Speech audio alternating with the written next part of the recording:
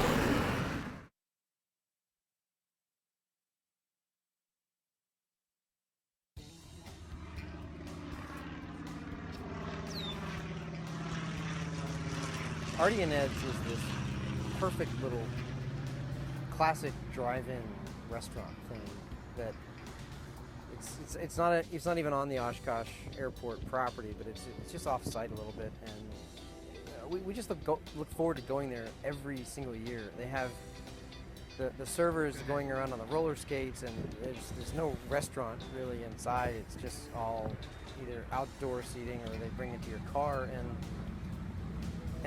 it's a tradition for us every year to go there. It happens to live kind of right underneath the approach end of runway 27, so if you happen to be eating during some kind of an arrival time, there's airplanes just constantly flying over.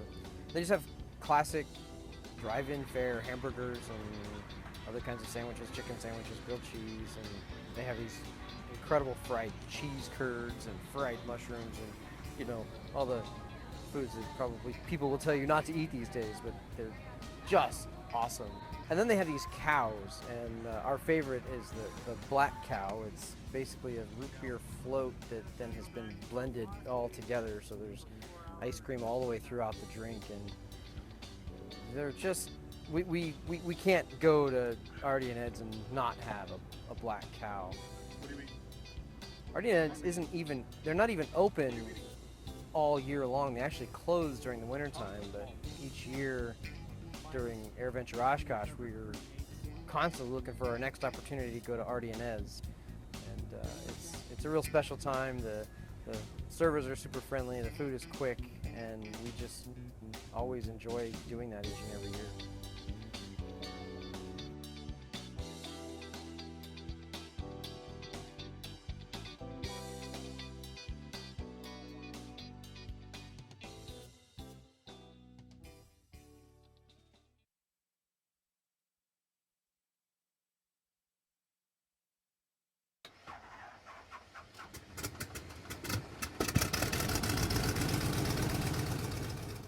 Welcome to Other People's Airplanes, the show where we bring you into the cockpit and along for the ride whenever we do awesome aviation-related stuff. I'm your host, David Allen. Now today we'd like to make a couple of announcements and a call to action.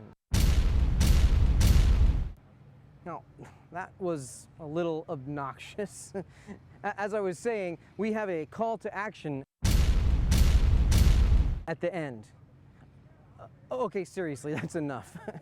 The team at Other People's Airplanes is attending EAA's Airventure Oshkosh once again, the 2015 event. is destined to be amazing, and we can't wait to see all of you this week. We are pleased to announce that as long as we can get some reliable internet, we will once again be streaming the Airplanista OSHBASH event live. Now, for the last several years, Dan Pimentel has hosted OSHBASH in one form or another, and the theme for this year is Affirmative Attitude.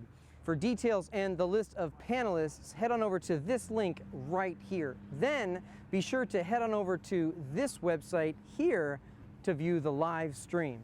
Now, for a little something new.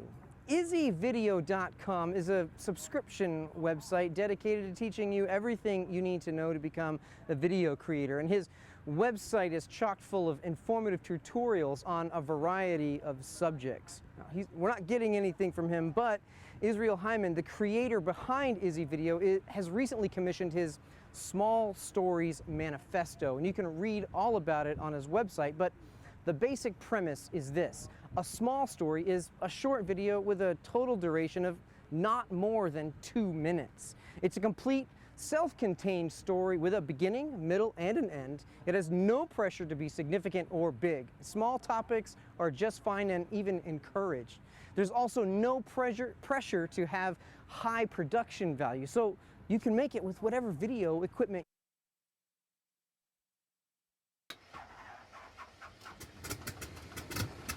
But each year,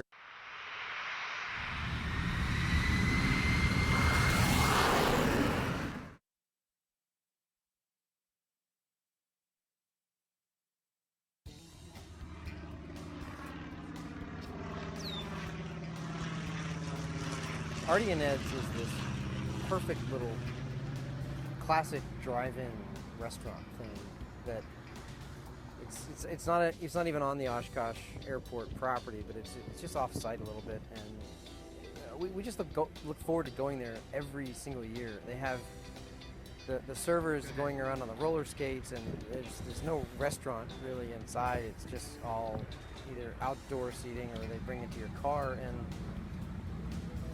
it's a tradition for us every year to go there. It happens to live kind of right underneath the approach end of runway 27, so if you happen to be eating during some kind of an arrival time, there's airplanes just constantly flying over. They just have classic drive-in fare hamburgers and other kinds of sandwiches, chicken sandwiches, grilled cheese, and they have these incredible fried cheese curds and fried mushrooms and, you know, all the foods that probably people will tell you not to eat these days, but they're just awesome. And then they have these cows, and our favorite is the black cow. It's basically a root beer float that then has been blended all together, so there's ice cream all the way throughout the drink, and they're just, we can't go to Artie and Ed's and not have a black cow. What do you mean? Artie and Ed's they're not even open all year long. They actually close during the wintertime, but each year. I think that there might be, in the years past that I've done this, sometime between now and 6, people start straggling in as they come off the flight line, and as long as the air show's still going, that's where people are. So if you see these empty seats, that wasn't planned. So anyway, here we are. Welcome to OshBash again, 2015. Last year we did this. It was a lot of fun, and this year I've changed it up a little bit in the program. So last year we did it for 2 hours, and at the end of the 2 hours, this event is technically it's a social meetup for people on Twitter. And at 7:30 the time was up, and we wanted to vacate the room because Dick Napinski, he's a communications director at EAA. This is his world right here, and you know the guy's had a long day, and I'm sure he has put out 500 fires today. And so we want to get out of here right at 7:30. So today I'm going to stop the program at 7-ish, and so people can mingle and talk. So stand by 1 second. I have to make one quick adjustment, and I'll be right back with you.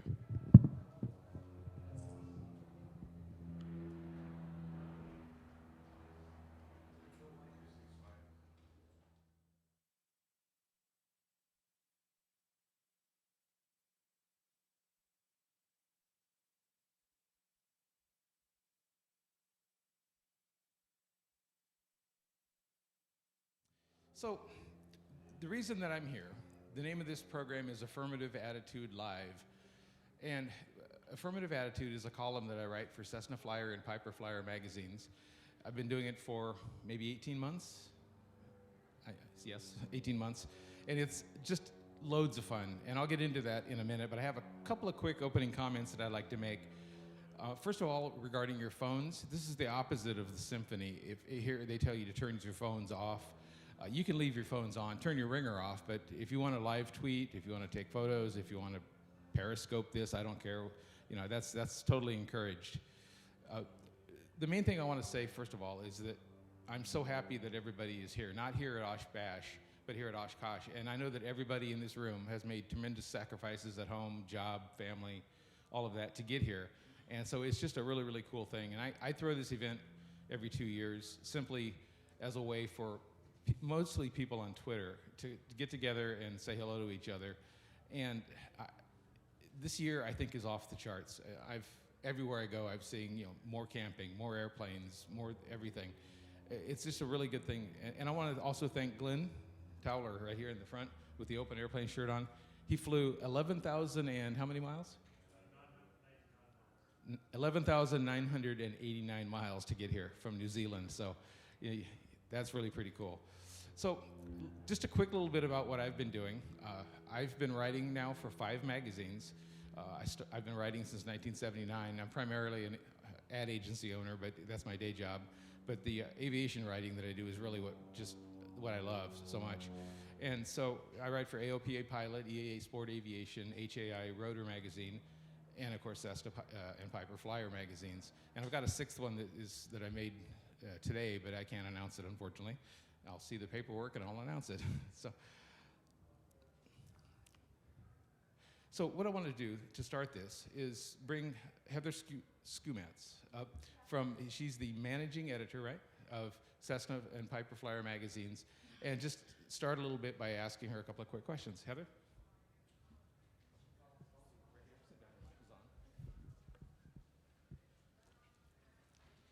So this is Heather. She's my contact at Cessna and Piper Flyer magazines.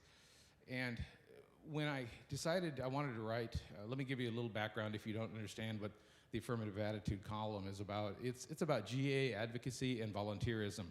And that's a niche that I've always sort of wrote about on my Airplanista blog, but I really wanted to get that in print somewhere, because I think that, first of all, every pilot, it's hardwired in our DNA that we be volunteers, and we all do that. Everything from painting the airport benches to Young Eagles to just everything, we all do that. And so I wanted to get that, and I pitched it to several magazines, including theirs, and the only one that got back to me was Jen Dellenbush, who was their editor. Publisher. And so she said she loved the idea. And so Heather, tell me what exactly was it that Jen saw in the theme of this column that she liked? Well, I can tell you that I think it happened pretty simultaneously. We had been kicking around the idea of trying to get a very positive voice in our magazine. We do a variety of topics. It's a magazine, a member association for folks who own, fly, or like to read about Cessnas and Pipers.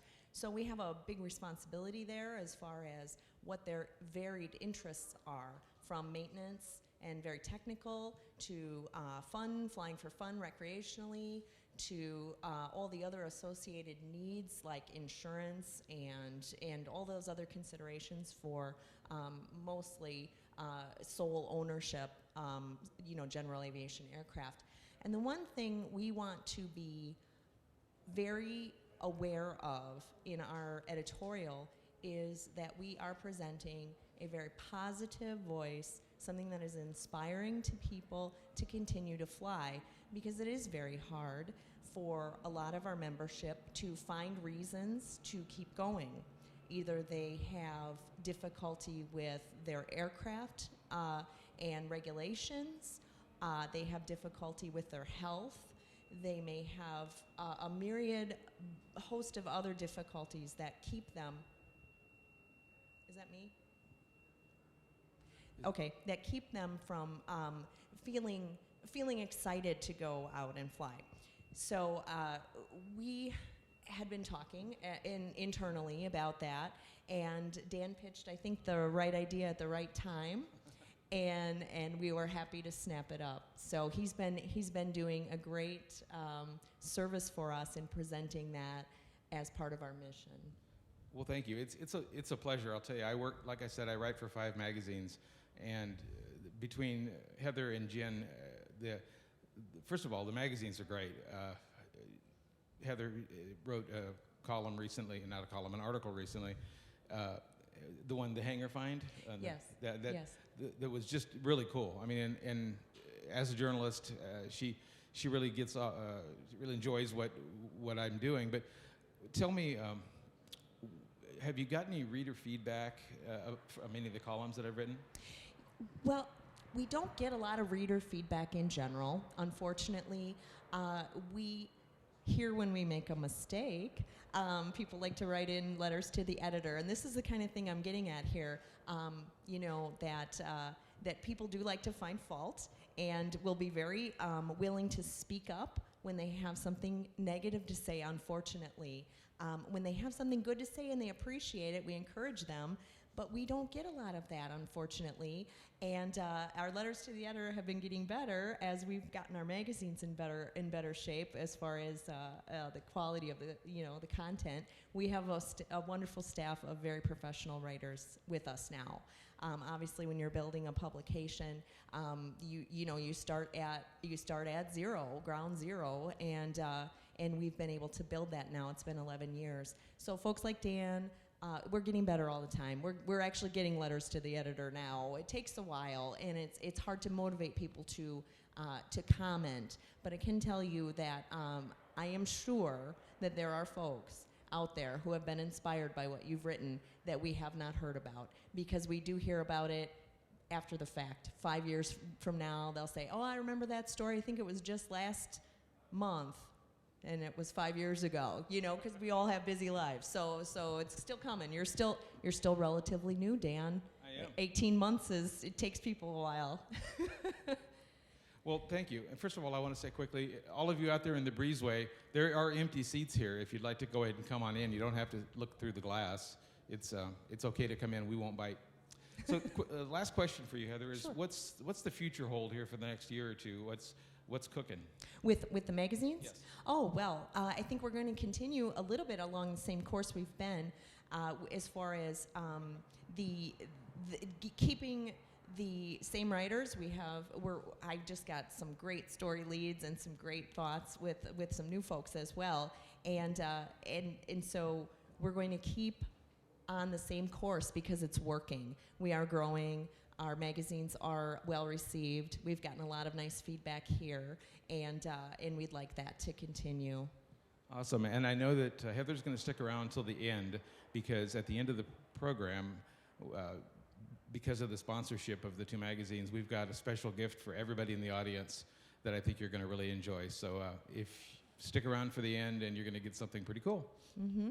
And thank you so much for coming up. And thank you, Dan. We'll get going on with the rest of it. By the way, I want to acknowledge my friend Carl here from EAA 1457 in Eugene, Oregon. I was walking across, that's where I'm from. I was walking across the ramp today, and I look up and I go, "Hey, Carl!" I mean, that's the cool thing about Oshkosh, is that you're just walking along and you look up and you see somebody from your hometown that you see all the time. So thanks for coming, man.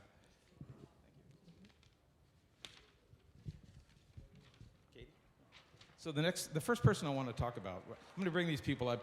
These are either people or their organizations that I've written about. And I'm just going to talk a little bit about who they are and read you a little quick quote about what I wrote about. So Katie Meyer has been with EAA since 2014 and has what she believes to be one of the best jobs around. As the volunteer program manager, she gets to work alongside EAA's over 5,500 amazing volunteers who have made a huge impact in spreading the spirit of aviation. Katie, thank you for coming. Thanks. So here's what I wrote in the July 2014 Affirmative Attitude column. Tom Poberezny pointed to one recent convention where the abilities of everyone working for EAA in volunteer or paid capacities was put to the test. Over the years, we have had about 5,000 volunteers help with the convention each summer. The work these people do is incredible, an amazing, almost magical formula that cannot be put into words. The best example he could remember is the convention of 2010, also known as Oshkosh. When it was so rainy, he says, we couldn't park airplanes in the North 40 and Camp Scholler was underwater. Behind the scenes, thousands of volunteers and EAA staff were making split-second decisions on the fly so the logistics of it all would work to keep the convention on track. It was an incredible achievement.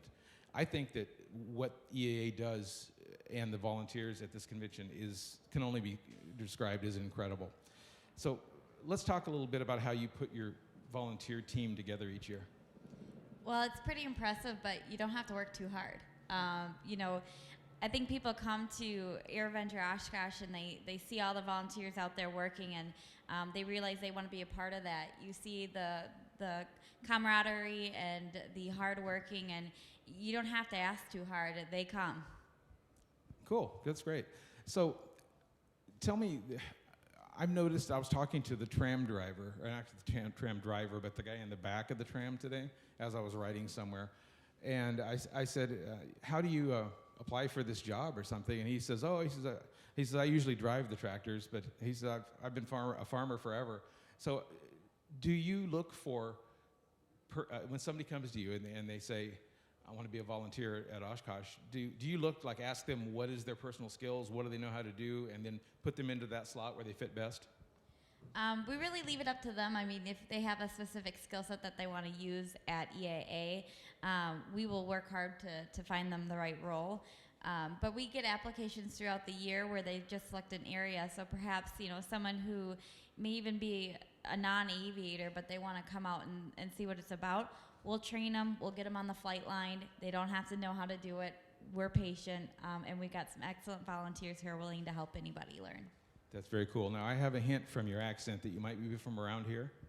That's correct. Okay, well, that's cool because that's my next question is, I interviewed somebody a while back for, I think it was for the same story, and they said that their family had been volunteers forever. So is it in this Oshkosh and surrounding area community, is it like family tradition? Do the kids come up and their grandfather volunteered and their dad volunteered and their mom volunteered, and do they grow up wanting to volunteer?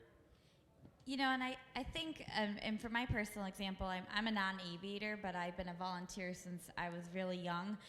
My parents instilled volunteerism in my life, and it's really amazing to see when you walk around and you're like, that's a third-generation volunteer right there. And you only continue to see that more and more and more, and you really do see that spirit of aviation, but also that spirit of volunteerism passed through families. Very cool. Is there any audience questions for Katie? Does anybody have anything they'd like to ask her? If so, I have a wireless mic and we can come out and talk to you if you have any questions. If not, Katie, thank you. Thanks. Just set the mic right there.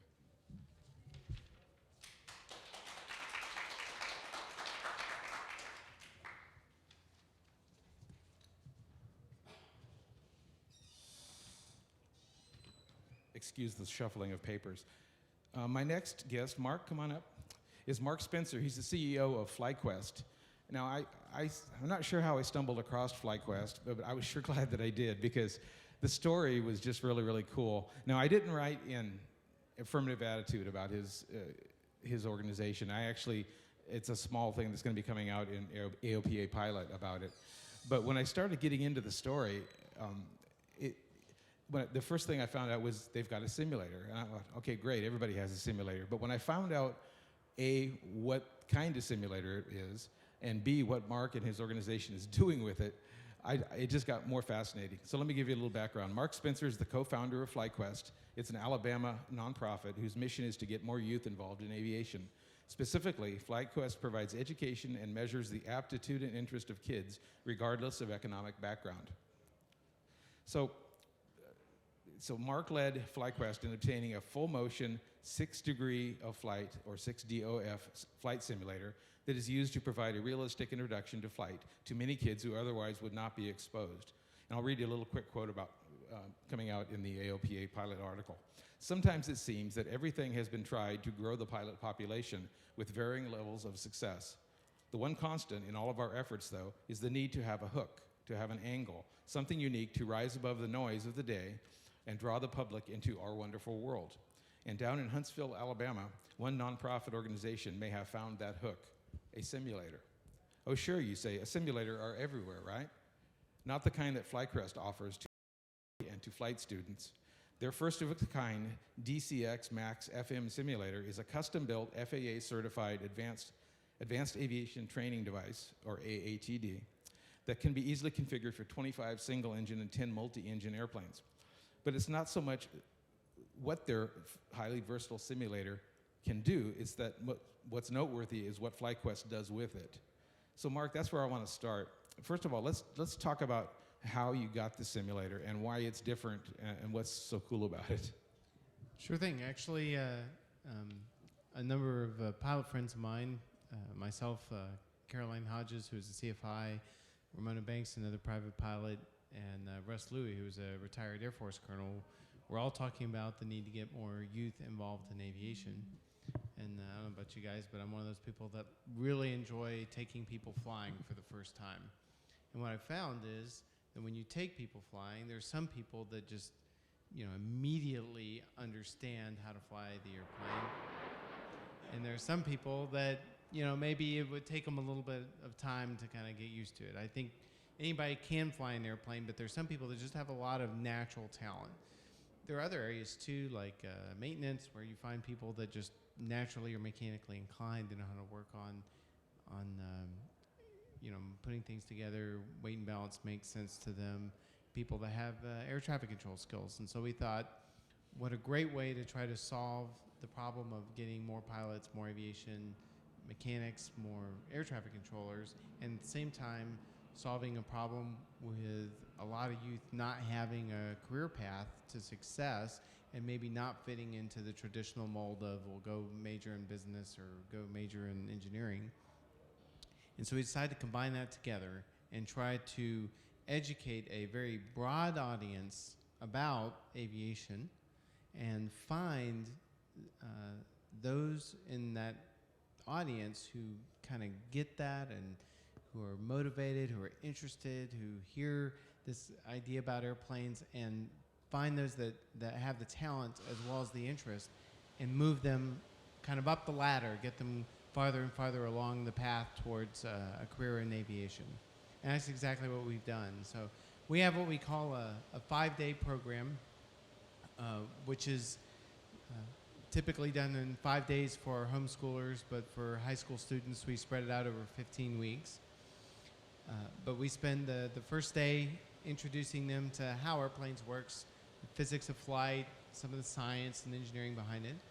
A day about being a pilot. So we put them in a simulator, give them a chance to fly the airplane, and this simulator is again a true 6-degree motion. So when you do a stall, you get buffet, and it's very realistic. In fact, one of my favorite things to do is to put real pilots in there, and then they think they've got everything lined up. Maybe you give them an engine failure, and right on short final, you do the bird strike, and just to see the look on their face, they get so wrapped up in the idea that they're really flying the airplane that they just get incredibly startled when that bird strike comes at the end. But anyway, day about being a pilot. Then we have activities for them on maintenance, doing some sheet metal work, doing weight and balance of an aircraft, understanding how hydraulics work. Then we have a day on being an air traffic controller. We take them to our air traffic control tower at the Huntsville International Airport. Operations, because not everything is directly tied to the airplane. So they get to go out on the fire trucks and shoot the water cannons and see how long it takes for them to get into the firefighting equipment. And from that group, we look to see who is it that gets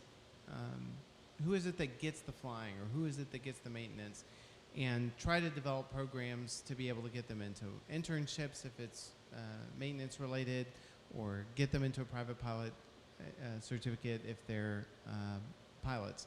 And our model is that if you can't afford to pay for this program, then you just do volunteer work within your community, and those hours count towards the program. And so in that way, everybody that participates is invested in it. So people that aren't willing to put in hours to volunteer, don't stay in the program, And if they don't have that determination to put in 3 or 4 hours a month at least of volunteer activity, even just to participate in the basic ground school, then they're probably not going to have the level of commitment that's going to take to finish out a career in aviation. But I think it's really helped keep everybody focused as well. Very good. Now, do you have a booth here this year?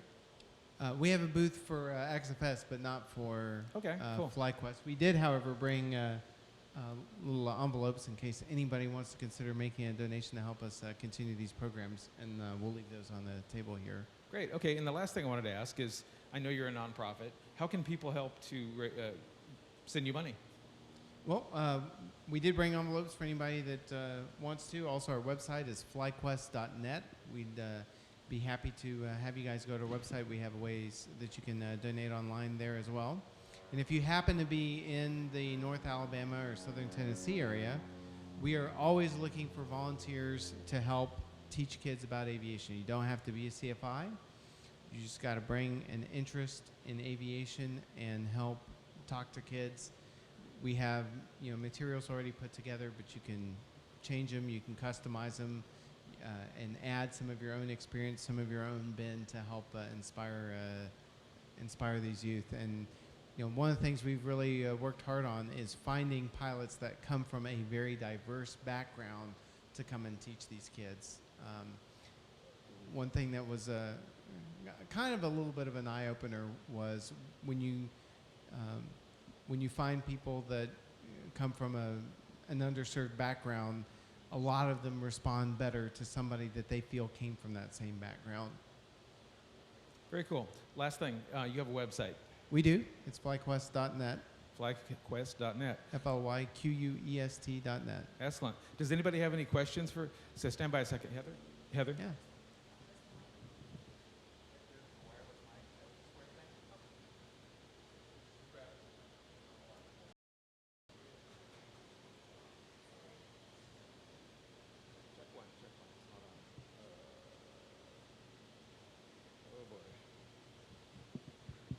Check one. This gentleman. Hi, my name is Carl. First of all, I want to commend you on what you're doing because it seems to take down that big fence that's around the airport for a lot of people. And I'm just kind of wondering, how did you get the funding for this? I've never bought a simulator myself, but my guess is such a complicated simulator could be quite expensive. So who backed you and how did you pull that together? The simulator is definitely very expensive. And the one area that all of us at FlyQuest are very weak on is fundraising. There were, I'll tell you a couple of stories about how we got there, and it's all been private donations. We've had only a handful of companies that have made donations. The first one is a friend of mine that kind of got me into jet flying, and he was kind enough to make a single donation of $25,000. That made a big dent. Then we had another gentleman who I was introduced to by our CEO and said, this guy's really got to pick up his daughter from Chicago. Can you help him find a charter airplane to go do that? So I said I'd be happy to help him out. So I said, if you could just go tomorrow, you could go commercial and pick her up. It'd be a lot less expensive. And he said, no, I really got to go today. I said, okay. We found the charter. And the charter was going to be $17,000. So I called him and I said, it's going to be $17,000 if you want to do this charter. And he said, that's what I got to do. I got to pick her up. And I said, you know what? I can't see you spend that much money. Why don't you just make, a small donation to FlyQuest, and we'll go together. I'll take the clips and we'll hop up to Midway, pick her up, and come back. So I was already out at the airport, and so he came right over. We hopped up there, picked her up, came back. Next day, he said, come by our office. I'll give you a check. And I went by the office, and he gave us a check for $20,000, which was more than what it would have cost for the charter, just because he was so moved by that. So, and I think that's just how the aviation community is, but that's really kind of how it's gone. We definitely need to raise a lot more. We need to get more people involved to help us make the program more extensible. You know, we don't want to just do one school here and one school there. We want to be able to run this program year-round at multiple schools and really expand it. Well, great. Thank you so much, Mark. No problem. Thank you. Please go ahead and sit down. So real quick, if you're out there in the breezeway and you want to come into the air conditioning, it's perfectly fine. My next guest is Major General Joe Vasquez. Joe, come on up. Joe is the National Commander for the Civil Air Patrol. I mean, he's the top guy. And I think everybody has a lot of reverence and respect for the CAP. I know I do. His primary duty is leading CAP's 60,000 volunteers in fulfillment of the nonprofit organization's 3 congressionally chartered missions of emergency services, cadet programs, and aerospace education, as well as its steadily increasing role in America's homeland security. He is currently a qualified check pilot examiner in airplanes and gliders with 3,525 hours and 490 glider flights. So I wrote about Joe. I rehearsed this as Major General Joe, but he wants to be called Joe, and that's fine with me. That's fine. Before I read this, I want to say that I think the Civil Air Patrol people they just do an incredible job. Recently, there was an airplane that went down near our house, and the sheriff's office was looking. Everybody was looking, and I have a good friend that's a CAP pilot, and he got out there, and your people found the plane like in very record time, and I thought it was just really amazing how fast they did this, and it made a big difference. So let me go ahead and read what I wrote about Joe. Vasquez says emphatically that CAP's volunteers represent the best in citizen service to the U.S., and he said, CAP volunteers come from all walks of life, and most have full-time careers. They use their vacation time and many weekends a year to participate, and usually pay for their uniforms and personal equipment. Unlike our founding CAP fathers, many of whom flew their own airplanes and performed life-threatening missions without any formal training, our volunteers are now provided with top-notch year-round professional development training opportunities and with airplanes equipped with the most advanced technologies available for search and rescue. So Joe, let's talk a little bit about becoming a CAP pilot. Run through the time requirements, what kind of pilots you're looking for. Okay. Well, first of all, we have probably the largest collection of Cessnas in the world, 550 roughly, that are part of the Civil Air Patrol. And we're always looking for qualified pilots to fly in the Civil Air Patrol to support our missions.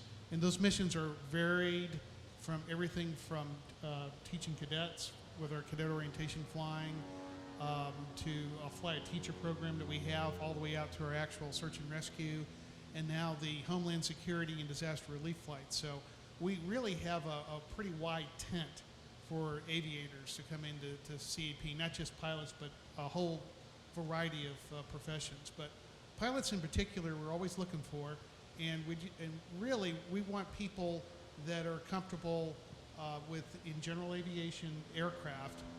We do get a lot of ex-military that like to come in because they can continue to fly in a sense with the Air Force. But at the end of the day, you know, a Cessna is a Cessna, and it's not an F-18, and it's not a C-5s.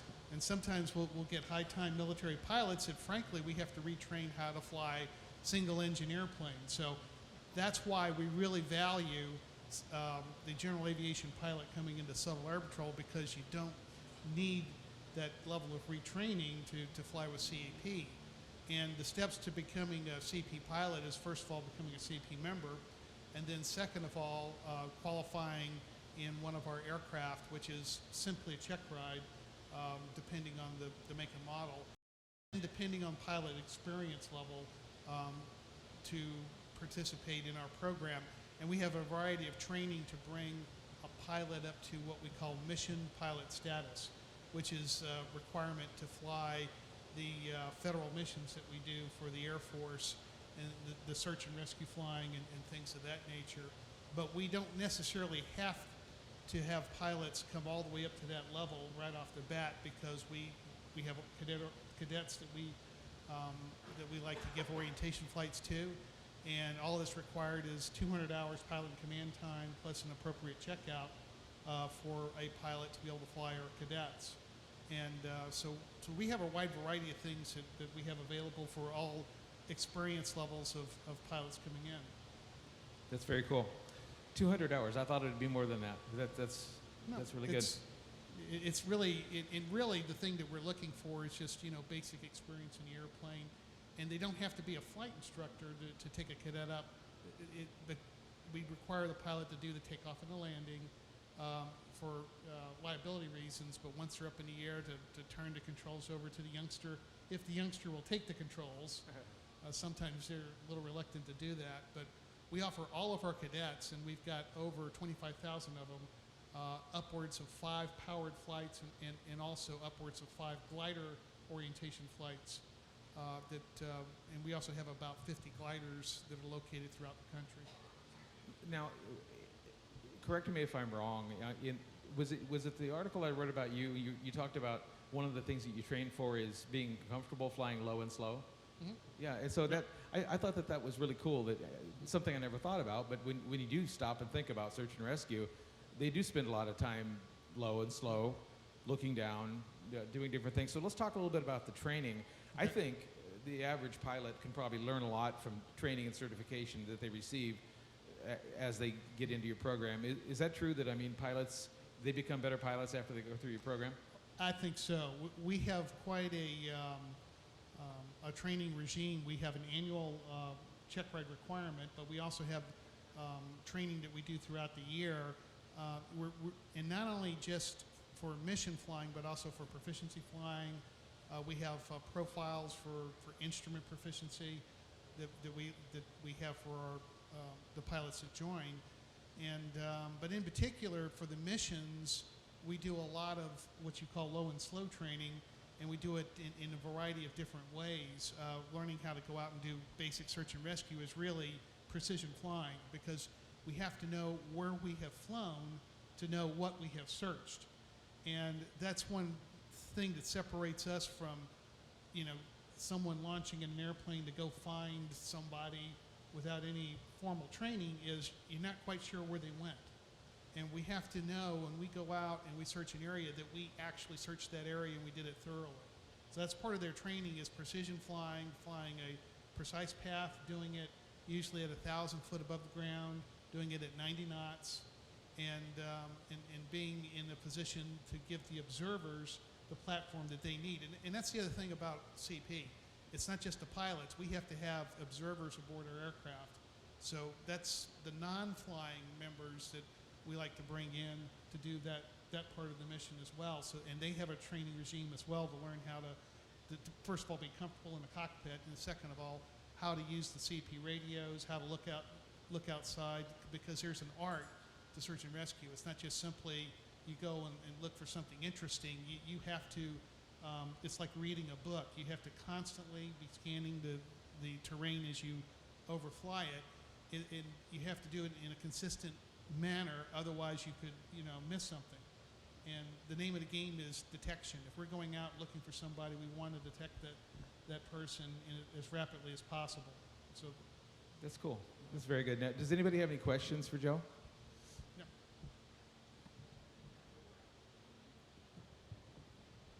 Hi, Joe, you mentioned gliders, and that was the first I've ever heard of that CAP had gliders, or exactly what they're for and who flies them.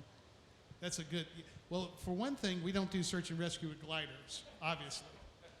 But that brings up the dual nature of Civil Air Patrol. We have a federal side that we do the search and rescue and the disaster relief and arrest, and we have a corporate side, and that's our nonprofit status.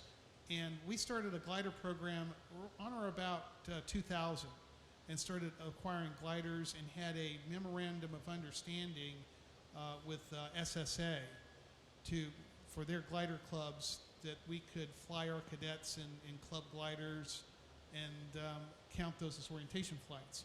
And then we started using our CP gliders that we started to acquire, and we use the Volanic L23, I believe, is the one that we have most prevalent right now. It's a two-seater glider, all-metal glider, and we started acquiring those and equipping some of our 172s as tow planes, because it was pretty easy to do. and it's more or less an adjunct to our cadet program. The purpose for the gliders is cadets. It's not for the adult membership really, other than to support the cadet program. And it's strictly cadet orientation flights or solo training. So that's what we have those for. Well, Joe, thank you so much for taking the time to do this, and I know that your schedule is probably completely hammered. So, Joe Vasquez, everybody, thank you. Thank you.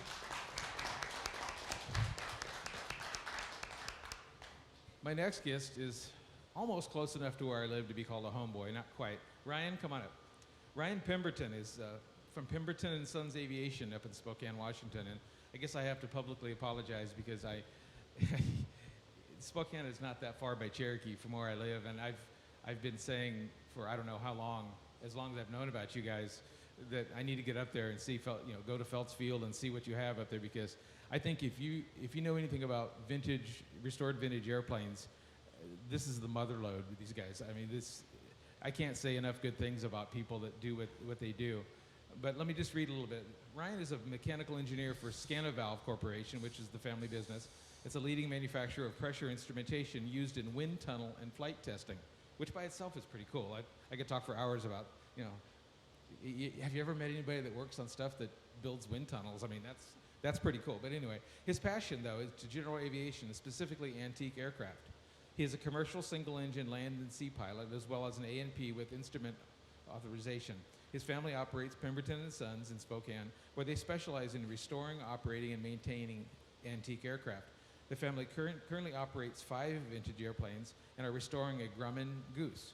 Pemberton and Sons is simply a hobby organization, and much of their manpower is through volunteers. I'm going to read a little bit about what I wrote about. Actually, it was about your father, Addison Pemberton. And if you know anything about the restoration business, that's everybody knows your dad, and you too.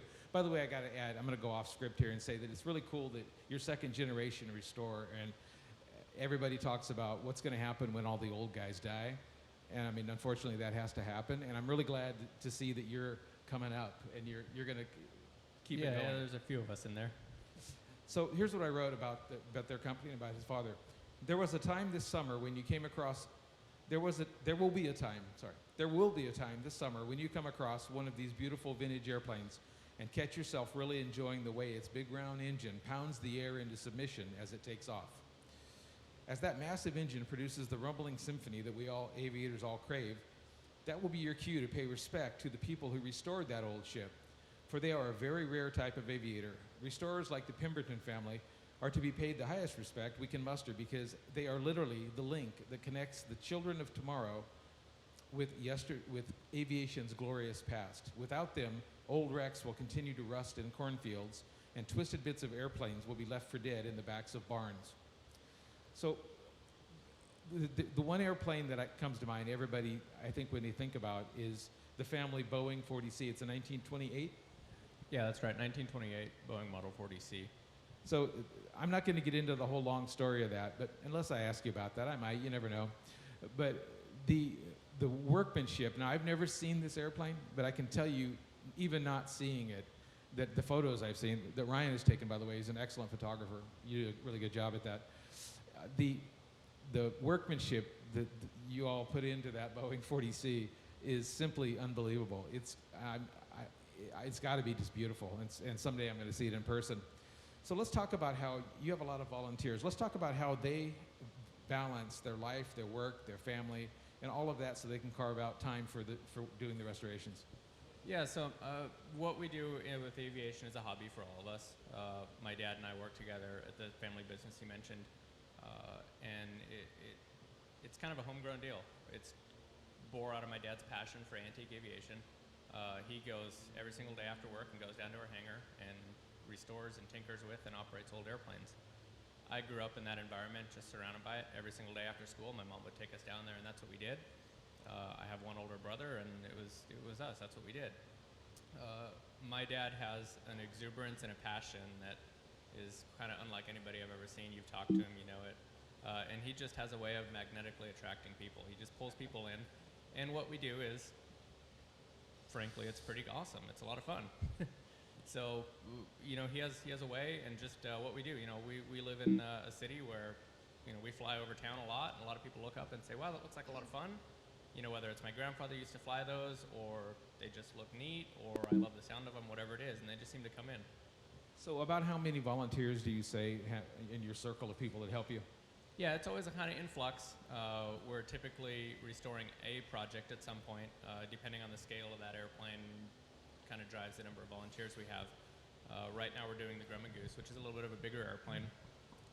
And we probably have 20 volunteers a week that come and work for us. We spread it out over a couple nights. We have an organized work night twice a week. And the volunteers that come, they get assigned a job, and my dad is very good to be prepared to have the tools that they need, the parts that they need, the drawings that they need, so that when they show up, they get the camaraderie of the people around them, and they get to use a skill or learn a skill in some cases, and in the end result, in a few years, we get to fly in a very neat airplane. Very cool. There was a photo shoot that Ryan and his father organized a while back between the Boeing 40C and the new Dreamliner when it wasn't really even flying. I don't think it might have been one of their test airplanes, was it? Yeah, it was their serial number 1 actually. So, I don't know, has anybody here ever seen those photos? If you haven't, I'm not sure. They're probably on your website. Yeah, they're on our website, and you can just Google it. They pop up everywhere. They are awesome. They got to be some of the coolest pictures I think I've ever seen. It's got Mount Rainier in the background. We tried, yeah. Yeah. Well, I know your dad said that the weather was pretty iffy that day, but let's talk a little bit about that. So you've got a 1928 Boeing 40C vintage airplane, and you've got Boeing's. So this is like one of the Boeing's first commercial airliners, and then you've got their latest one. What logistics and orchestration went into setting up that photo shoot? Well, it worked out really neat. We were actually, Boeing had asked us to bring the airplane over for an event. I don't remember what it was. Just kind of an employee Boeing event. And at the time, Scott Carson, who was the president of the Boeing Commercial Aircraft Division, came out with all the other employees, looked at the airplane, and it lit his fire. He thought it was the neatest thing ever. So we actually made kind of some passing jokes about, we should get the airplanes together. And somewhere along the line, we met Mike Carricker, who was the chief pilot for the 787 program. And those two guys are the ones that actually made it possible. We joked about it on a sense of, it's never going to happen. But we started kind of getting CC'd on some emails going all through the Boeing organization about, hey, this is a possibility. And there was an opportunity. We had the airplane in Northern Oregon. And we said, hey, here's a chance. And it wasn't even until the night before it happened that we actually knew it was going to work. We launched the airplane out. We got over. The plan was to be right over Mount Rainier, and it was just solid overcast. Couldn't find anything, and we started poking around, and we sort of found a little area we thought might work. And I just remember, we got a call on frequency from Mike in the 787. He was still sitting on the ground.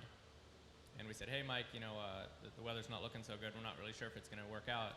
And I just remember, you could literally hear the engine spooling up in the background, and he said, I'm coming up, we're going to make it work, kind of a real passion for it to see it happen, and it worked out fantastic. So let's talk a little bit about how fast the Boeing 40C was going and how fast the Dreamliner was going. Yeah, I don't remember the exact speeds. The 40C cruises about 110 knots, and I think Mike had the 787 set up. We wanted the airplane not dirty, not landing gear down, flaps out and stuff, so I think he was around 150, 160 knots, something like that. He gave me a couple second window each time he'd go by. So he came by with one pass? He actually gave us 4 different passes. Oh my God. So we did one, he came around, did a second one, and then we were bumping up against the Seattle Bravo airspace, so we had to turn around, and then he did a couple more. Well, that's very cool. Does anybody have any questions for Ryan? If not, I'll say thanks for doing what you're doing, and I'm going to get up to Spokane, I promise. Perfect. Thank you, Dan. Okay.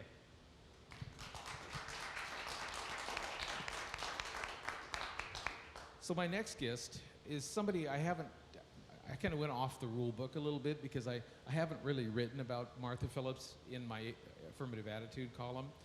But last year, she was on my panel for the GA Power Collective, and just one of the nicest people I think I've met in a long time, and she is the international president of the 99s. I'm going to read a little bit here, and then I'll go on my spiel about what I think of her organization. Martha Phillips is a private pilot from Newbury Park, California. and she and her husband own a 1969 Cessna 172 that they've had for 35 years. Her background is in teaching, marketing, and business, and she's retired from being president of a California corporation. She's been involved with the 99 since 1995 and is currently serving her second 2-year term. Martha holds the record in her 99 chapter for taking the longest to get her pilot's license, 8 years. While there were several major life changes that caused her to take that long, it also tends to encourage and inspire her chapter members to try and keep going in earning her ticket. Now, I haven't written about her, but I'll tell you, after the last year's OSHBASH, as we were chatting out here, and as Martha was walking out, she said, you know, thanks for doing this, and she goes, anywhere, anytime, I'm there. And I, you know, to me, that's the epitome of an affirmative attitude. It's somebody that can, you know, she's here to help, and you just name it, and she'll be here. So Martha, come on up. So I named it, and here she is. You took me seriously, didn't you? I did. So I think that the 99s is a really underutilized organization. I think everybody can probably say they've heard about it, and they know it involves women, but they're not really sure what it is. And of course, I'm a big proponent of women, getting more women in aviation. I think that's the biggest riddle right now in general aviation is why are not more women flying? I mean, you ask. I'm sure you get asked that question every single day. But so let's talk a little bit about that and what is the future? Not the current things that the 99s are doing, and then I want to talk about the future of what you have planned. Okay. Well, currently we have about 5,000 members worldwide, and we are so involved in trying to help aviation however we can. We know it needs to be built up. We know that we need not only to work with our members, but we need to work with all sorts of aviation groups, no matter who they are or where they are, and our airports and all sorts of things. So we're very dedicated to trying to get more people flying through various ways, mentoring, financial aid, education, whatever it takes to do that. But again, working with other organizations, working with local airports, working however we need to make this better. And yes, we do have some future plans, you know, for these kinds of things. But the effort to do this is tremendous because we are totally a volunteer organization. We have a headquarters in Oklahoma City where we have a couple of staff members. Otherwise, everybody in it is a volunteer. And that takes a lot of organization in it. But because of that, we are spread out, and we have people with some tremendous abilities and capabilities to help wherever they can. I'm just looking at my time. You can keep talking. It's fine. So there's some programs that you have. Talk a little bit about. I can't think of the name right now, but there were some of them that were pretty innovative, I thought. It is one of the things that we're doing is we've had for a long time now scholarships available to our members and student members. By the way, we haven't always had student members to be part of the organization, and that has helped a whole lot in keeping them involved and mentored and knowing that they're part of a bigger organization is a big help. But we've also been known for years and years for giving advanced scholarship ratings to our members who qualify, who have the financial need, up to a 737 top rating. But in recent years, we've gone more to helping student pilots with flight training, and we've started a new program called Fly Now, which is a $3,000 scholarship, unique in that it provides milestones, so that as we have a carrot dangling out there, so that as the student passes a written test, they get so much money. They do their solo, they get so much money. Their long solo, they get so much money. And when they pass their check ride, they get so much of that money. So hopefully that's a push. The other thing is anyone who's involved in the program has to have a mentor. And that has been a tremendous thing, because we found that we all need the help. We all need to know that we're not the only one that had trouble landing the airplane the first time that they had tried to do that. Another thing that we've got going that is really unique is called the Professional Pilot Leadership Initiative. And no one else has anything like this. The professional pilots are the people who are the women who want to be professional pilots, need a little bit of help getting to the next step. Maybe they're not as aggressive or as in the old boys club as to know how to get to the next step. So we have a 3-step program where anyone who wants to be anything from a CFI to an airline captain to any other position, we pair them up with a mentor who is in that position already and can help them get there. So that's their first thing, is to pair them up, get them acquainted, get a mentor for them. Then you have a plan. They have a plan that they have to do. They have activities. They have to become a leader, whether it's in their chapter or their school or their even in their city. It doesn't matter that they've done some projects or leadership, which looks really great on their resumes, and just fact that they've been into a leadership initiative or a system means a lot to people. And in the end, they give back. They give back to the 99s by being in these leadership positions. They give back to the people coming up who want to be now where they are. So this is important, I think, that to get through the whole program, and we've had graduates after graduates say that it made such a life difference for them, and maybe another way to get and keep women in aviation. Right. Well, recently on my blog, I have a column or a series going called Strong Women of Aviation, and I wrote a piece about Natalie Hoover. I don't know if she's not a member of 99. Shame on her. She should be. She should be. But she, the whole gist of it was that she's a CFI. She's a designated flight pilot examiner. She's a charter pilot.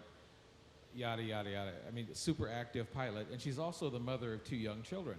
And so I wanted to ask her, because it's always on my mind and always on everybody's mind, why more women don't fly. So I asked her, how do you do that? You have 2 young kids, and I mean, most mothers I know with 2 young kids, they're busy with soccer games and driving the kids all over the place, and they're crazy. Yes, right, Heather? Yes, that's why I don't have my pilot license yet. Yeah.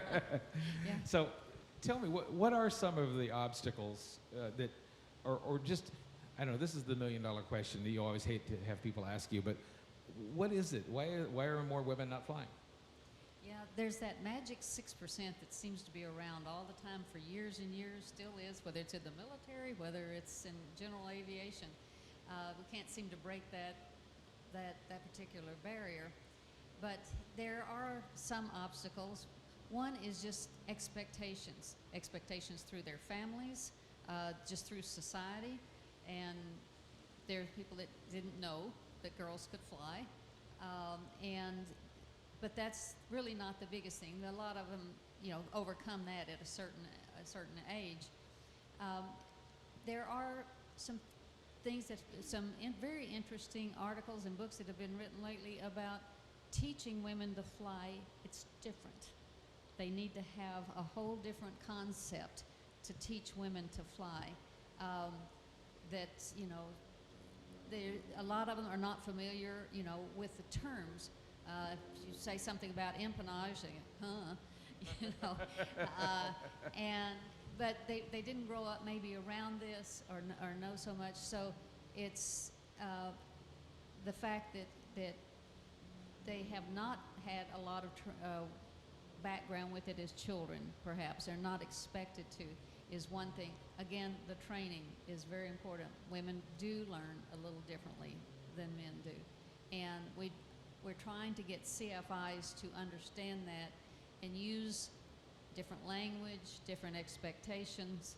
I do know some women who, when the first thing that they did when they started learning to fly, that first thing you have to do is you got to remember not to scream at me or yell at me.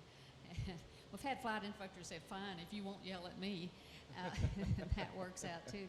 But we are trying to overcome this, and because we're trying to mentor, we're trying to help these, we're going to try to raise that level. Well, thank you. Is there anybody that has any questions for Martha? If not, I'll say thank you. Thank you again for coming. Thank you so much. Now, my final guest tonight, I had booked this organization to come on the program here, and he was nice enough to step in as a pilot. And I'm going to probably hack up your last name, Patrick Loeffenholm. I should have asked. I usually, as a good host, should have asked him ahead of time. Patrick, come on up. So Patrick is a pilot for the Pilots and Paws Rescue Service. Now, in my description here, let's see, okay. In my quote, I have the actual number of how many dogs that pilots, or pets, I guess you should say, that Pilots and Paws has rescued. But I want to see, does anybody here want to take a guess that in 2013, how many pets they rescued? Does anybody have any clue? Nope.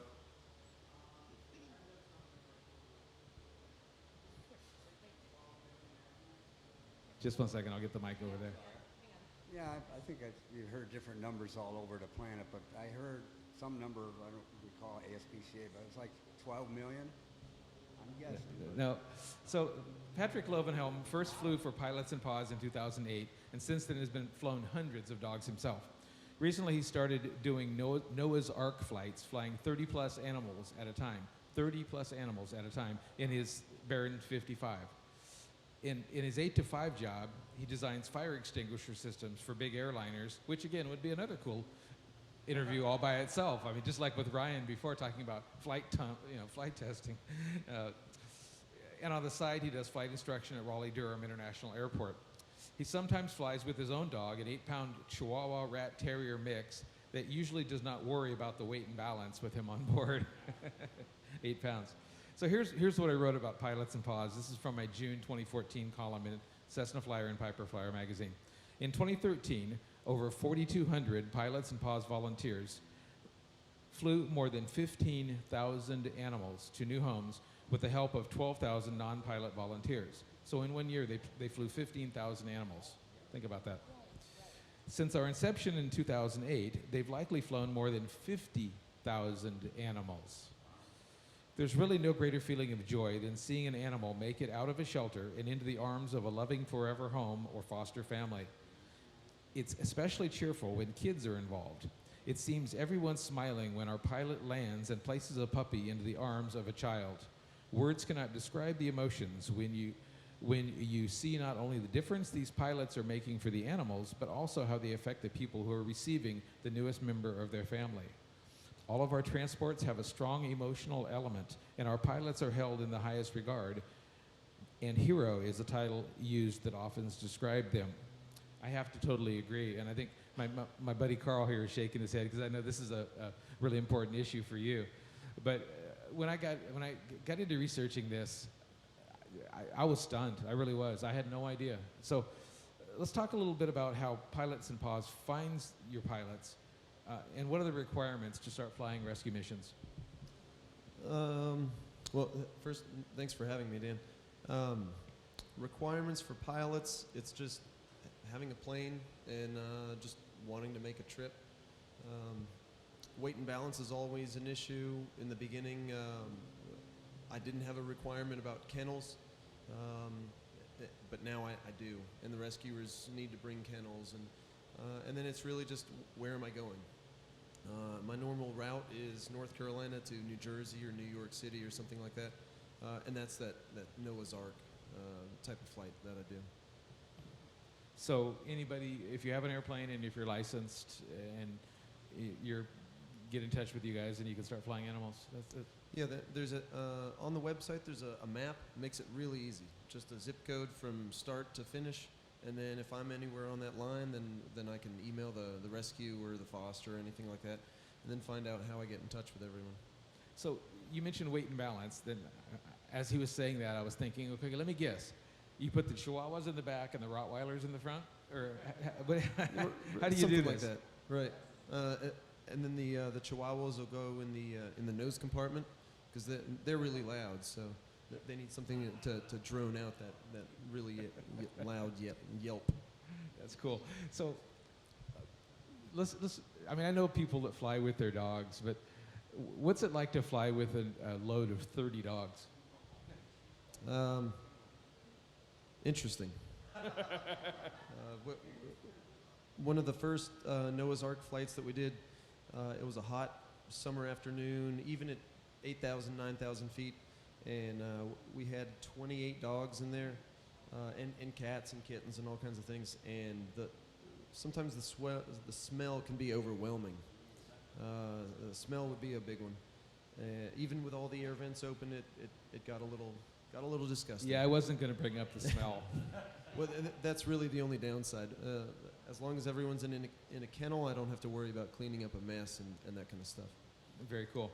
So it sounds, I'm painting a visual picture here, trying to, of when they show up and the family's waiting there. First of all, I mean, when I wrote this, I didn't put it in my quote, but a lot of these dogs basically have a death sentence, right? I mean, they're going to be euthanized. Yep, that's exactly right. Wow. So on that level, I think that's got to bring you a lot of joy to know that you're helping the dog. But describe to me the joy that comes from the joy you get from delivering the pets. Yeah, sure. So when I pick up the dogs, a lot of the times they're very confused. They're coming out of a rescue or a foster, and they've had a family or a kennel or really nothing. Say a dog pound or something, and then all of a sudden they're at an airport, and there's all these other dogs and all these other people that are very interested in the animal, and then they get into the plane, and it's just another kennel to them.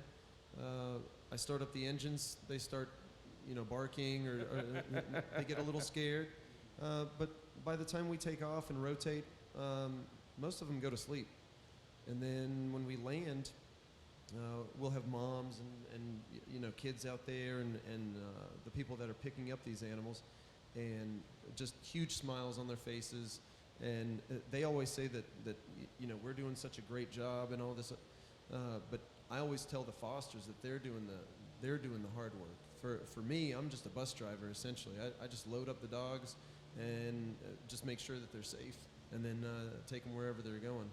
But little kids will come out to the airport, and this last trip that we did to New Jersey, little kids, I think it was 10 puppies in there.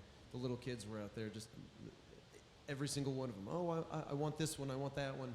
And of course they were just going to foster all these animals and raise them a little bit. So now, are they pre-assigned to the, like, if you carry 30 dogs, is there 30 people on the other end that already know what that dog is coming?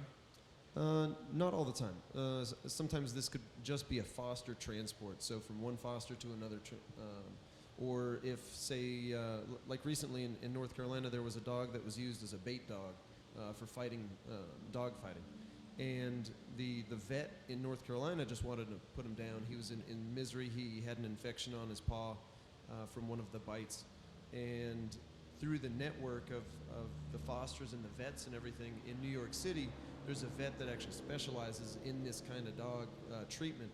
And essentially, this was on a Tuesday, and they said that this dog's barely going to make it maybe until Wednesday. And I said, okay, the next day that I have a flight scheduled is on Sunday, and if you can keep it up, just drug it until Sunday, we can take it up to New York City.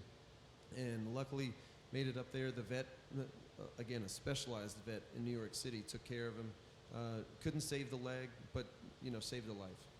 That's really cool. So tell me one quick story of just that touches your heart. Is there one that comes to mind that describe the kid's face, all of that? Actually, it wasn't even a kid's face. It was the dog's face. And this was the first flight that I made.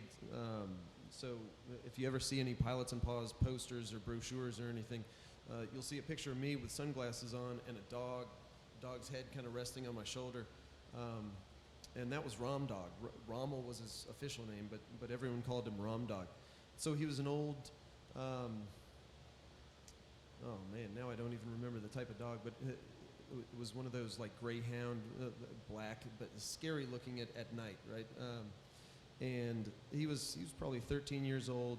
He really didn't have, an old dog isn't very adoptable, right? People don't necessarily want old dogs. So his owner had just given him to the SPCA in Virginia Beach and said, I can't have him anymore. Okay, and so the SPCA took him in, found a foster family in Columbus, Ohio for him. And so I said, okay, I'll transport him up there.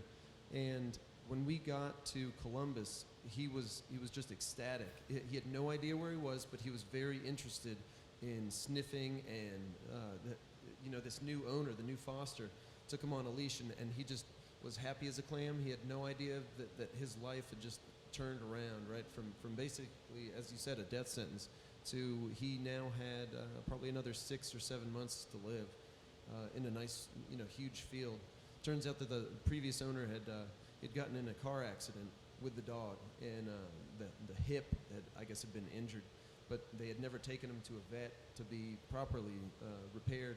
So the Rom dog, he was very sensitive on his hip. So running around this little farm with the new foster family, he was delighted because now he had a fixed hip. It was pretty cool. That's great. Does anybody have any questions for Patrick?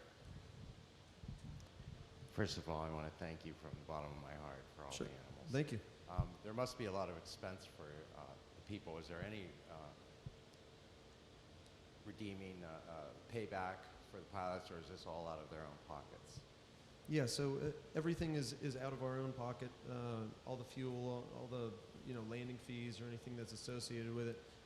There is a form that we could fill out and have everyone sign on the day of the transport for like a tax reimbursement or a tax write-off, essentially. But again, someone has to come up with all that money in the beginning to pay for all the fuel and all the landing fees and the airplane and the insurance and everything, right? So in a case like myself, I don't have an aircraft, but is there things that people like me can do to help your organization or to be part of it? So to help the organization, you can certainly help the organization. Say Kate with Pilots and Paws, she's like the chairman, right? She what they do is they'll send out kennels and kind of reading supplies for the pilot as a newcomer. And if you want to fly for the organization, just go to pilotsandpaws.org, the website. Look at the map for any rescues that are in your area that need to take place. And typically for that first flight, I always like to be a mentor because that first one can be pretty overwhelming. And if it's very scary, you're not going to do it again. But the whole objective is to get you doing this regularly. That's really cool. Just one quick question, then I'm going to wrap it up with Patrick. Are you familiar with Keeshon's? Keeshon dogs? The big hairy gray ones? Oh, yeah, right. Yeah. Have you ever flown any of those? No. That's my soft spot. We've had a couple of those, and they're the coolest dogs there is. Well, thank you, Patrick, and thank you for what you're doing. Is there any, what's the way that people can get in touch with Pilots and Paws? Just pilotsandpaws.org, and just go on the website there. There's all the contact information you need there. Is it pilots and, or just pilots in paws, the letter N? I think it's just the letter. Okay. If you do a Google search, you'll nail it. Yeah, that's true. He's right. I didn't think about that. Forget the URL. Just do a Google search. Well, thank you. Thanks, Dan.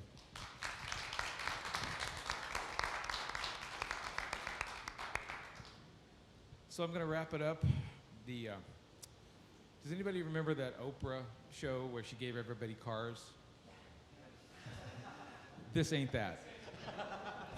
But it's about as good as we could do. So again, the event's major sponsor was Cessna Flyer and Piper Flyer magazines. And so they've given a special donation that everybody here, Heather, come on up. If you see this, the lady in the gray t-shirt here, everybody that comes up here right now is going to get a free membership into their organizations. That's the magazine. Tell just what's the membership involved? What do they get? Excuse me, I'm losing my voice after so many days of talking here. With our association, you don't just get a magazine, although we do, we are very proud of our magazine, and people tell us they enjoy that quite a bit. We're typical as far as if you're a member of other organizations, you get some member benefits. Those would include things like parts locating services, technical support. We have members-only sections of our website that would allow you to get more content. We do member forums, so you can ask questions, answer questions, communicate with other folks in the membership. We also do events. We don't do a whole lot of events right now because we are a small staff, but we do have an event before Oshkosh every year, and it's a 2-day event where we have seminars and speakers and really awesome raffle prizes.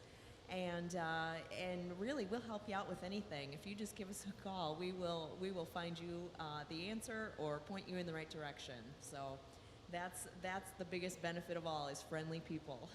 Very cool. So if you'll see Heather afterwards, grab one of these vouchers and head over to their booth, and they'll sign you up for a free 1-year membership.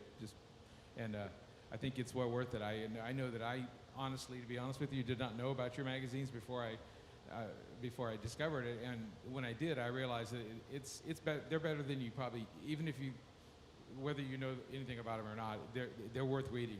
If you like Cessnas or if you like Pipers, trust me, this lady makes sure that the content is about Pipers and Cessnas, because we've gone back and forth on email at least 20 times today about, hey, what do you think about this? I mean, because the field is full of leads, right? And it's like, and we had a nice chat yesterday about it's, you know, if it's going to be in Piper Flyer magazine, it needs to be about Pipers, or vice versa. So it's very targeted content, and I think that if you're not a member of the organization, literally just grab one of these and walk over to Hangar C booth 3058 and get a free membership. It's worth $40. So thank you everybody for coming, and I appreciate it, and we'll see you next year. Awesome, thank you.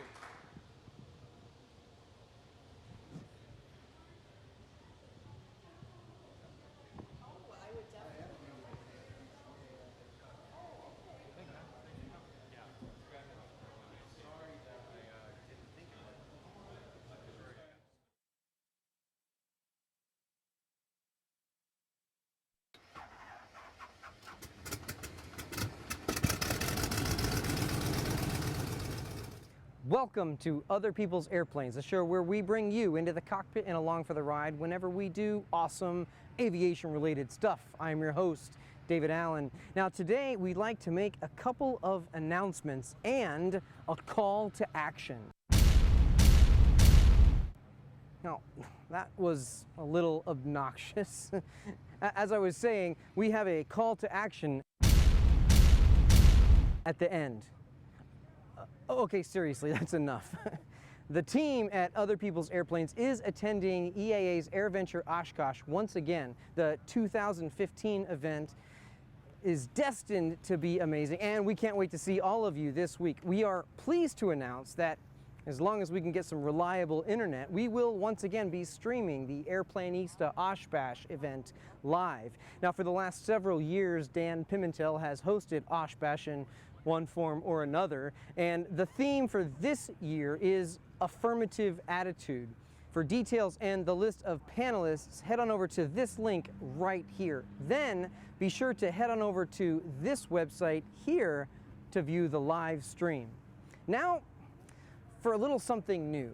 izzyvideo.com is a subscription website dedicated to teaching you everything you need to know to become a video creator. And his website is chock full of informative tutorials on a variety of subjects. Now, we're not getting anything from him, but Israel Hyman, the creator behind Izzy Video, has recently commissioned his Small Stories Manifesto, and you can read all about it on his website. But the basic premise is this: a small story is a short video with a total duration of not more than 2 minutes. It's a complete self-contained story with a beginning, middle, and an end. It has no pressure to be significant or big. Small topics are just fine and even encouraged.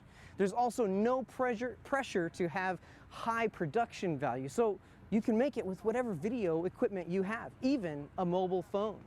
There are restrictions, however. For example, a small story is not a photo or video montage sent to music. Certainly photos and properly licensed music are allowed, but the emphasis is on telling a complete story. It's also not a trailer or a segment for a larger story, nor is it a commercial spot. Since they're very easy to make, they can be done in an afternoon without becoming overwhelming. Perfection isn't the point. Telling and sharing a story is. So, here's the call to action. I will cut you.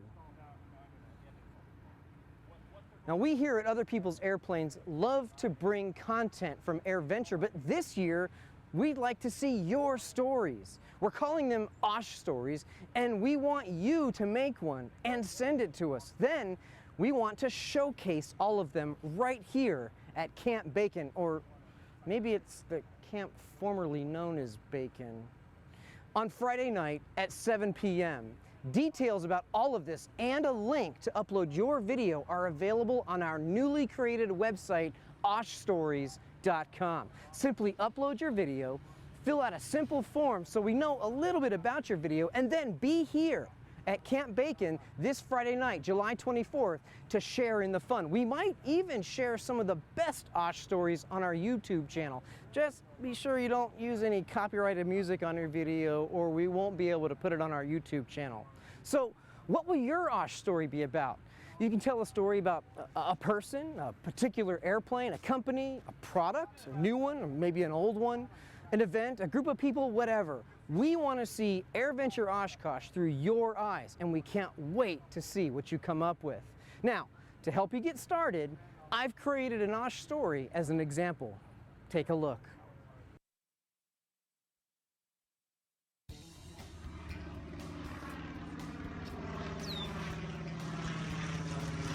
Artie and Ed's is this perfect little classic drive-in restaurant thing that it's not even on the Oshkosh Airport property, but it's just off-site a little bit, and we just look forward to going there every single year. They have the servers going around on the roller skates, and there's no restaurant really inside. It's just all either outdoor seating or they bring it to your car, and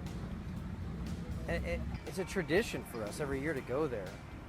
It happens to live kind of right underneath the approach end of runway 27, so if you happen to be eating during some kind of an arrival time, there's airplanes just constantly flying over.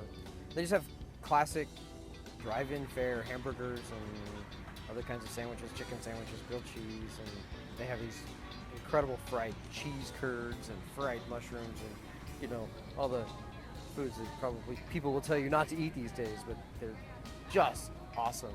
And then they have these cows, and our favorite is the black cow. It's basically a root beer float that then has been blended all together, so there's ice cream all the way throughout the drink, and they're just, we can't go to Artie and Ed's and not have a black cow.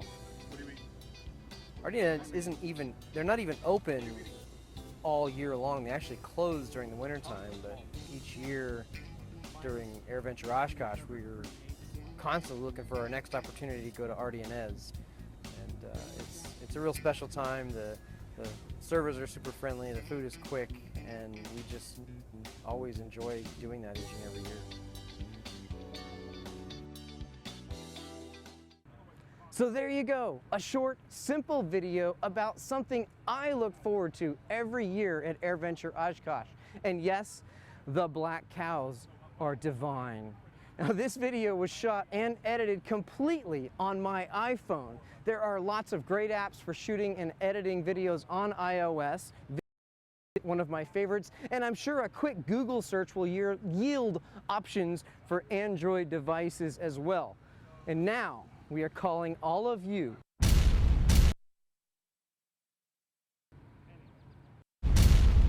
I give up.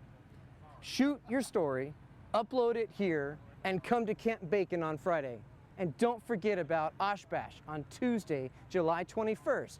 For Other People's Airplanes, I'm David Allen. Follow us on Twitter for all the latest happenings here at Airventure. See ya.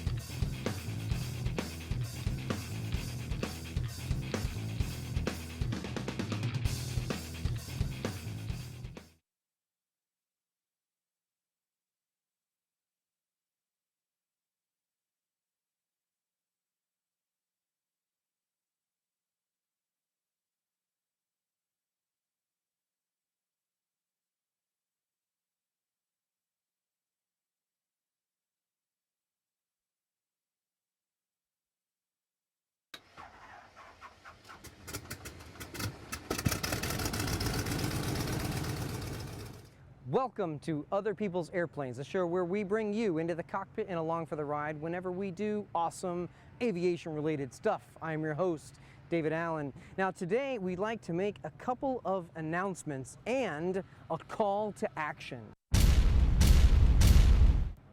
Now, that was a little obnoxious. As I was saying, we have a call to action at the end. Okay, seriously, that's enough. The team at Other People's Airplanes is attending EAA's Airventure Oshkosh once again. The 2015 event is destined to be amazing, and we can't wait to see all of you this week. We are pleased to announce that as long as we can get some reliable internet, we will once again be streaming the Airplanista OSHBASH event live. Now, for the last several years, Dan Pimentel has hosted OSHBASH in one form or another, and the theme for this year is Affirmative Attitude. For details and the list of panelists, head on over to this link right here. Then be sure to head on over to this website here to view the live stream. Now, for a little something new. izzyvideo.com is a subscription website dedicated to teaching you everything you need to know to become a video creator. And his website is chock full of informative tutorials on a variety of subjects. Now, we're not getting anything from him, but Israel Hyman, the creator behind Izzy Video, has recently Small Stories Manifesto, and you can read all about it on his website, but the basic premise is this. A small story is a short video with a total duration of not more than 2 minutes. It's a complete self-contained story with a beginning, middle, and an end. It has no pressure to be significant or big. Small topics are just fine and even encouraged. There's also no pressure to have high production value, so you can make it with whatever video equipment you have, even a mobile phone. There are restrictions, however. For example, a small story is not a photo or video montage sent to music. Certainly photos and properly licensed music are allowed, but the emphasis is on telling a complete story. It's also not a trailer or a segment for a larger story, nor is it a commercial spot. Since they're very easy to make, they can be done in an afternoon without becoming overwhelming. Perfection isn't the point. Telling and sharing a story is. So, here's the call to action. I will cut you. Now, we here at Other People's Airplanes love to bring content from Airventure, but this year, we'd like to see your stories. We're calling them OSH stories, and we want you to make one and send it to us. Then, we want to showcase all of them right here at Camp Bacon, or maybe it's the camp formerly known as Bacon. On Friday night at 7 p.m. Details about all of this and a link to upload your video are available on our newly created website, oshstories.com. Simply upload your video, fill out a simple form so we know a little bit about your video, and then be here at Camp Bacon this Friday night, July 24th, to share in the fun. We might even share some of the best OSH stories on our YouTube channel. Just be sure you don't use any copyrighted music on your video, or we won't be able to put it on our YouTube channel. So, what will your OSH story be about? You can tell a story about a person, a particular airplane, a company, a product, a new one, or maybe an old one, an event, a group of people, whatever. We want to see Airventure Oshkosh through your eyes, and we can't wait to see what you come up with. Now, to help you get started, I've created an OSH story as an example. Take a look.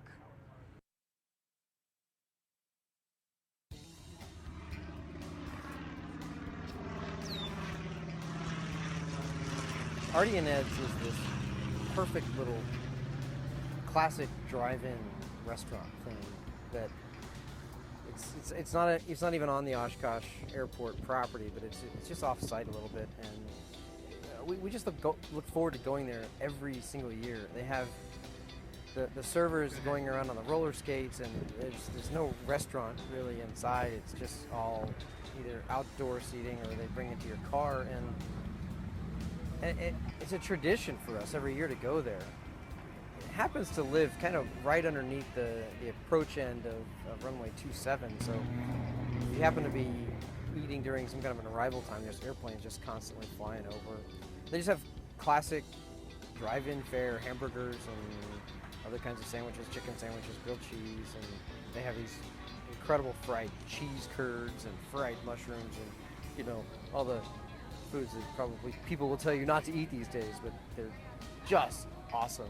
And then they have these cows, and our favorite is the black cow. It's basically a root beer float that then has been blended all together, so there's ice cream all the way throughout the drink, and they're just, we can't go to Artie and Ed's and not have a black cow. What do you mean? Artie and Ed's isn't even, they're not even open all year long. They actually close during the wintertime, but each year during Airventure Oshkosh, we're constantly looking for our next opportunity to go to Artie and Ed's. And it's a real special time. The servers are super friendly, the food is quick, and we just always enjoy doing that each and every year.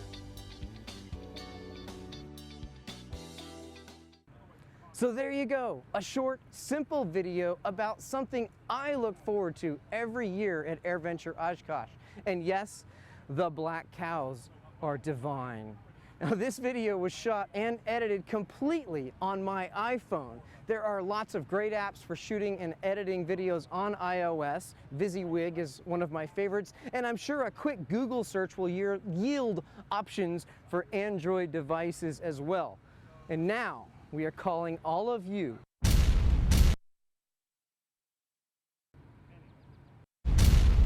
I give up. Shoot your story, upload it here, and come to Camp Bacon on Friday. And don't forget about OSHBASH on Tuesday, July 21st. For Other People's Airplanes, I'm David Allen. Follow us on Twitter for all the latest happenings here at Airventure. See ya.